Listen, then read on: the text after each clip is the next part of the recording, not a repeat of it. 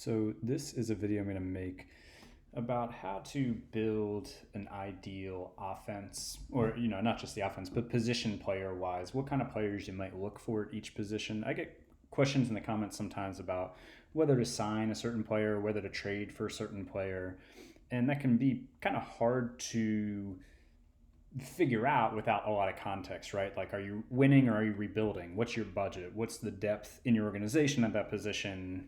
What's the rest of your roster look like? So it's very context based. And I thought that maybe going through my current O's team and talking about the guy that I have at each position as a starter and some things that I like or don't like about that guy and how he compares to kind of the ideal player you might look for at that position. I thought that might be helpful in guiding people's decisions in what kind of players to sign and trade for at each position. There's also really great resources out there on this topic, like just about any topic, on the Out of the Park forum. The Out of the Park Reddit always has good info on some of this stuff too.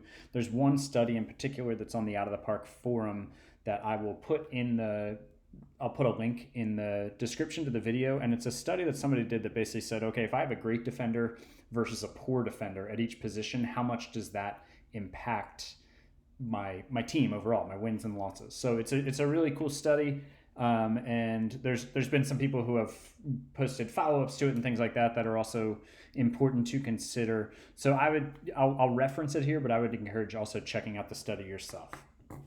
And so to start, I'm going to look at catcher. And catcher, I have Adley Rutschman. He's a 75 rated catcher. His catcher ability is a 70. There are three positions you really want to consider defense for a lot, and catcher is one of them. If his catcher ability and catcher position rating are below 60, I'm not really interested in him. And ideally, I want a guy who's above 65 in both of these. It really helps your pitching staff. I don't know if it's confirmed or not, but I think people basically assume that stuff like framing and stuff like that is baked into catcher ability. But long story short, the better catcher you have, the more it'll help your pitching staff, whether that's framing pitches or just handling the staff, but you will get better results from your pitching staff if you have a strong defensive catcher. And again, I would aim for the catcher rating and the catcher ability both to be 65 or higher. The catcher arm, I don't pay as much attention to. I want a guy with at least an average arm, and average in this case is 50. So I would, the arm is the least important thing, is less important than the ability and the overall rating. And another thing that I meant to say at the beginning, just a general disclaimer, I'm going to be talking about ratings and stats in this, a bit of both. I would recommend going and looking at my video. It's titled How to Evaluate Players, where I kind of talk about how to first look at stats and then bake in the rating. So I'm not going to get into all that in this video, but I would recommend watching that video so you can kind of have the context of how I think about ratings versus stats, because I'll be talking about them a lot in this video. So, and then hitting wise, if a catcher can hit, that's cool, but I'll take a defensive first catcher over a guy who is all bat and no catching ability. You want an excellent catcher. It'll help your pitching staff. And Rutschman is that. His bat in my sim has not developed into an elite bat. He's been fine, about league average over the course of his career so far. But he's awesome defensively, so I'll take it. And then now we're going to move along to first base. At first base, I would say that if you're going to go for a bat only guy, first base is the position to do it. Mountcastle happens to be a very good first baseman for me, but I don't really care about that. Ideally, I think I would like a guy who is an elite hitter. And Mountcastle's ratings don't scream elite, but if you look at his career stats, other than his bad start this year, he's about 20% above league average hitter for me, which is pretty darn good. I'll take that. And to boot, he's a good fielder, which doesn't really make a huge difference. If you're going to have a guy who is just kind of, you already have somebody else at DH, stick him at first base. The study that was done about if you have a great first baseman versus a poor fielding first baseman, it's going to net you less than a win over the course of a season. So, and the catcher is over six wins, and I think it's the course of a season. But again, check that study just to double check my numbers and my context on it. But essentially, catcher matters a lot. I forgot to mention that as I was going through. But first base, you're going to add less than a win. So don't pay too much attention to defense at first base. But at the same time, if you have a good defender at first base, that's cool. But don't go for a glove first guy or a league average hitter. Get a guy who can crush the ball at first base. And second base, I have Tommy Edman as my starter. He can play all over. Position rating is 55, and 50 again is average. And I like any guy anywhere a guy can be above average. I like that. I would say range and turn double play are much more important than arm for second base, because obviously second basemen aren't making long throws across the diamond too often, unless they're throwing second over to third for some reason. But his range is just above average. Turn double play is above average, and he's average in other areas, so I'll take that. But when you're looking at your second baseman, if you're looking for a defensive guy there, I would think, other than the position rating, range and double play are much more important than arm and error. I always like to have a guy whose error rating is at least average or above. If it gets below that, not the end of the world, but not ideal. So, and second base in the study of the great fielder versus poor fielder was the fourth most important position, at about 5.5 wins added when you have a great fielder versus a poor fielder. But another position where you can look for a bat, but you want at least a competent fielder. And so now we're going to go to third base. And third base, you want a dude with a killer arm.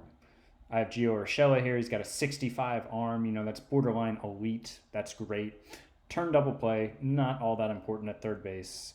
And range and error, I like to be around average. Same with the rating, at least around average. But it's another position where I'll look for a guy who can really hit here. And the great versus poor fielder, having a great fielder will net you 2.5 more wins. So it's not nothing. It's the third to last behind first base and left field, which left field I'll get to. But look for a guy with a great arm and maybe around average everywhere else, and that can just hit the ball really well. That's what I generally like at third base. And I should say, when I'm saying look for the average guy, it never hurts to have a great defender. It never hurts to have a guy who's just going to lock down whatever position he's at, but you don't necessarily need to find that guy at every position if it means sacrificing offense. So just a little context to keep in mind as I'm talking about this. Now we're going to go to shortstop, and shortstop, along with catcher, is one of the three positions that you just need a great defender at. And Gunnar Henderson, I'm surprised his shortstop rating isn't higher based off of where his defensive ratings are.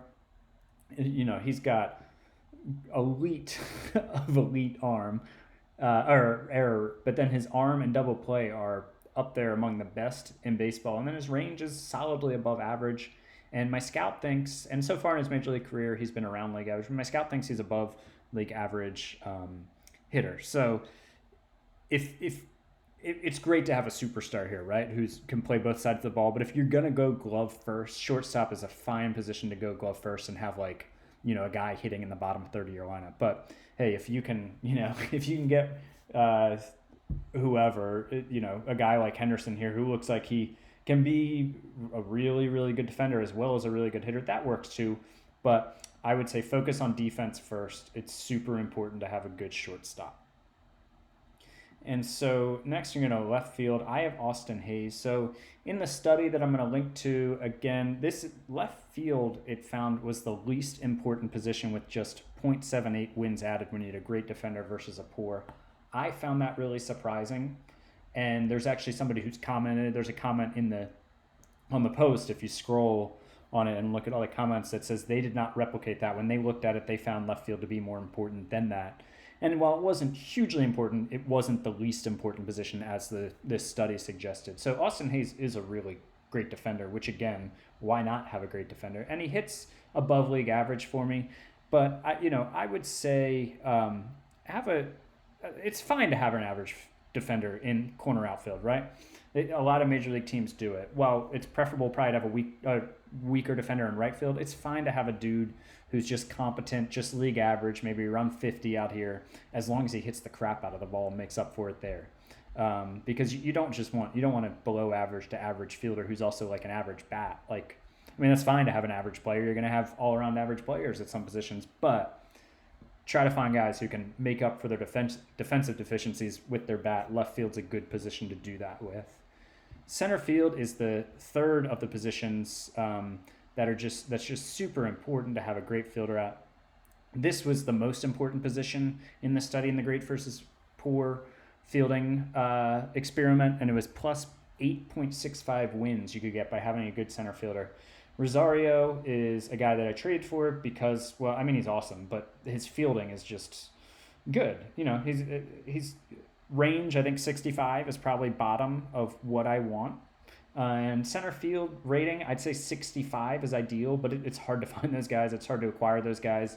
I mean, you can find guys with it, but to have them actually be competent enough to also hit in the major league level is a struggle. So 60 is a little low, below where I'd like. I'd like a 65, but range, air, both 65. His arm is good. Arm isn't as important as range, but I still like to have a good arm out there. But then, he's on the border of what I like as a fielder, but then he's got a great bat. He's 132 runs created plus in one season, 124 the next season. So he's a solid all-star player just with his bat, and then he's a really solid center fielder, even if he's at the bottom of the range, what I like. So get yourself a really, really good center fielder. If you're going to sign a superstar somewhere, they're really hard to find at center field, but there's a reason you should pay a lot of money for those guys, because it's a great position to have a superstar player at, because you will benefit a lot from having an elite defender in center field is going to impact your team a lot more than an elite defender at, say, left field, right field. Moving on to right field, I want to look at my DH first here. Trevor Larnach can play right field. His range is a little below average. His rating is average. Air and arm are above average, but his fielding stats when he played the field were just tanked. And so, this is what my scout thinks of him, but his zone rating on his fielding stats just did not show a guy who was a league average fielder. So he's a DH, but he can crush the ball. 125 run created plus, 139. He's come down a little bit, but if you got a guy that's 25 to 40% above league average who can play right field as well, that's fine. I could probably get away with him out there, but I DH him because his bat is good enough to carry DH, and I can put a better fielder in right field who's also a good hitter. So again, this would be right field is a fine place to stick a guy who's not that great. The great versus poor study was 3.6 wins added for having a great fielder versus a poor. So I have a guy out there named Reese Albert who has a 55 position rating, and then his error is well above average, range is a 60, arm is a 60. So far in the majors, 118 runs created plus.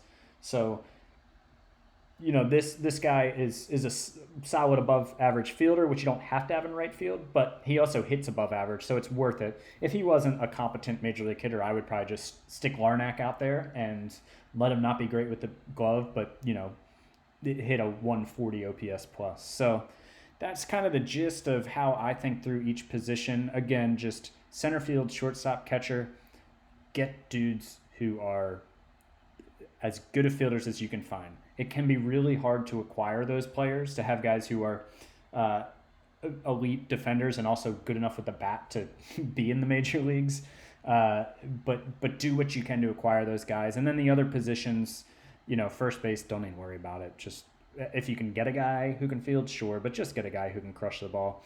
And then the other positions, it's kind of about finding a balance of hitting versus fielding when we're talking about second base, right field, third base, left field. If you can get a great defender, cool. But if you just have a league average guy there who can crush the ball, you'll probably be fine. Anyways, that's the end of this one. If you have any questions about it, leave it in the comments. And I'm sure there, people who watch who might do it differently or disagree. And, there's a million different ways to do this. So I'd love to see any other ideas or the way that people think through their teams. All right.